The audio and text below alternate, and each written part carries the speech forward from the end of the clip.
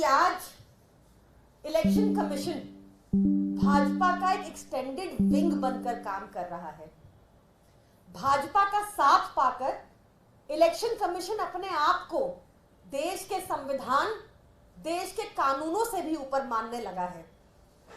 हमारा कानून ये परमिशन देता है कि अगर एक आतंकवादी भी हो तो उसको सुनवाई का मौका मिलेगा, पर इलेक्शन कमीशन ने यह भी जरूरी नहीं समझा और सीधा एक्स को बोलकर हमारी एक ट्विटर पोस्ट को हटवा दिया।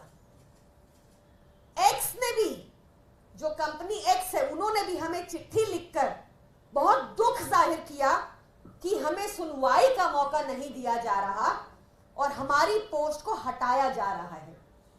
ऐसा क्या था उस पोस्ट में? ये है वो पोस्ट। क्या झूठ है इस पोस्ट में? सच है इस पोस्ट में। इसमें लिखा है कि इलेक्टोरल बॉन्ड एक स्कैम था।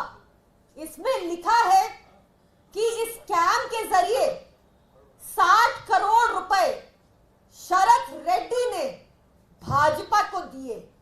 वो शरद रेड्डी जिसको भाजपा साउथ लिकर लॉबी का किंगपिन बता रही थी, उससे 60 करोड़ लिया, जिसके बाद वो एक सरकारी गवाह बना, अरविंद केजरीवाल जी के खिलाफ बयान दिया। वो शरद रेड्डी जिसके 60 करोड़ भाजपा को देने का प्रमाण साफ साफ इलेक्टोरल बॉन्ड्स में है।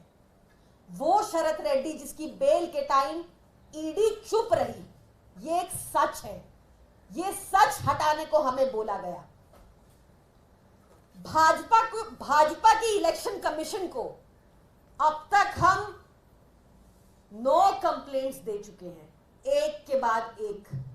उन भाजपा की होर्डिंग्स के ऊपर, भाजपा के पोस्टर्स के ऊपर, पर उस पे कोई कार्रवाई नहीं कर रही इलेक्शन कमीशन। आपको मैं उदाहरण के तौर पर सिर्फ 3 पोस्ट दिखा रही हूं, ऐसे अनेकों प्रमाण हैं। ये पोस्ट देखिए, एक चुने हुए पॉपुलर थ्राइस इलेक्टेड मुख्यमंत्री अरविंद केजरीवाल जी को किंगपिन बुला रही है भाजपा।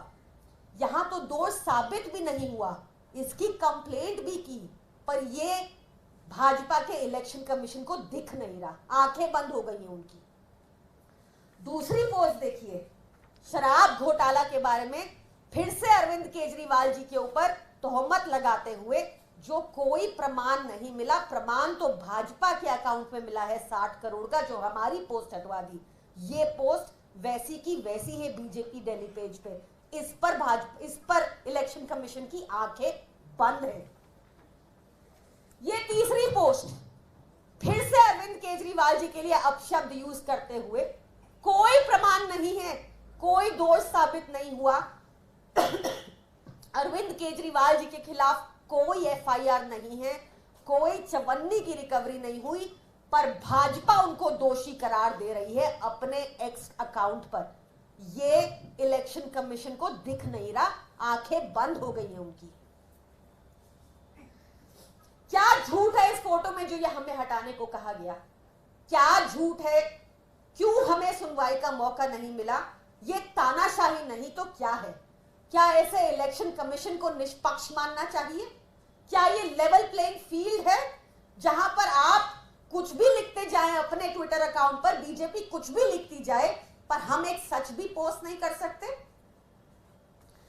झूठ फैलाना भाजपा का सेकंड नेचर है। मिस इन्फॉर्मेशन में भी इंडिया नंबर 1 पे पहुंच गया भाजपा के रहते, पर यह सब इलेक्शन कमीशन को नहीं दिख रहा।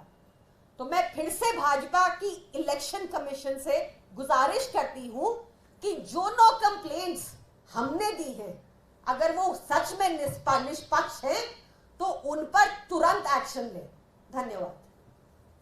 लेकिन जो चुनाव आयोग की तरफ से जो बात कही गई थी, जिस कार्रवाई की आप बात कर रही हैं, उसमें वाईएसआरसीपी और बीजेपी के ट्वीट की भी बात थी, उनके भी ट्वीट हटाए गए। तो आपको क्यों लगता है केवल आपके खिलाफ कार्रवाई हुई? देखिए, हो सकता है नवनीत राणा जी की तरह भाजपा के जो अकाउंट ने जो ट्वीट हटाया गया वो मोदी जी का विरोधी हो, उन्होंने भी कुछ मोदी जी के खिलाफ कहा हो, तभी उनका भी ट्वीट हटवाया गया होगा।